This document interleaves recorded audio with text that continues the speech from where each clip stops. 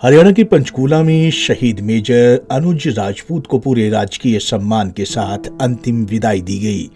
उनका अंतिम संस्कार सेक्टर 20 स्थित शमशान घाट पर किया गया। सुबह लगभग 11:30 बजे मेजर अनुज राजपूत का पार्थिव शरीर पंचकूला पहुंचा। आसपास रहने वाले लोग अनुज राजपूत के निवास के पास खड़े होकर उनके पार्थिव शरीर का इंतजार कर रहे थे। जैसे ही वैन उनका पार्थिव शरीर लेकर सेक्टर 20 की सोसाइटी नंबर 104 में पहुंची तो लोगों ने अनुज राजपूत अमर रहे के नारे लगाए।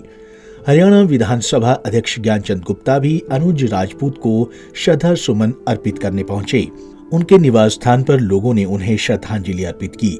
जैसे ताबूत से अनुज राजपूत के पार्थिव शरीर को निकाला गया, सभी की आंखें नम हो गई।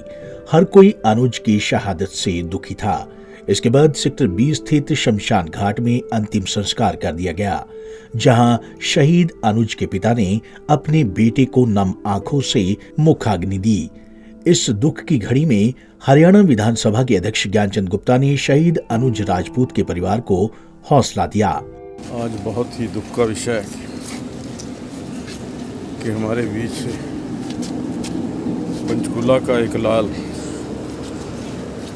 जिसने अपनी जवानी देश के नाम अर्पित कर दी, 27 वर्ष की आयु में शहीद हो गया,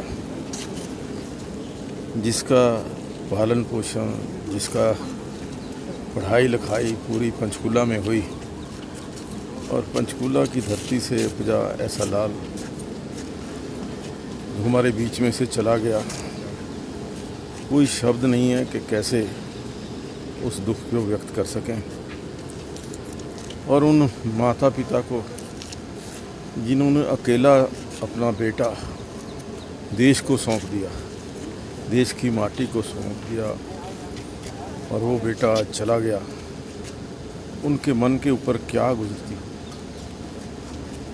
मैं तो इतना ही कहूँगा कि ऐसे बेटों पर, ऐसे अपने युवाओं पर, ऐसे हमारे जवानों पर हमें गर्व है।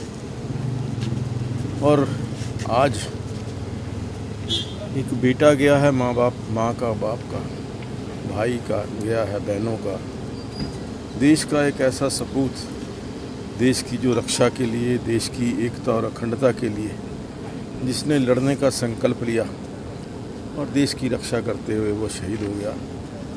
उसके चरणों में अपने श्रद्धांजलि अर्पित करता हूँ और पिता परमात्मा से प्रार्थना करता हूँ कि उसको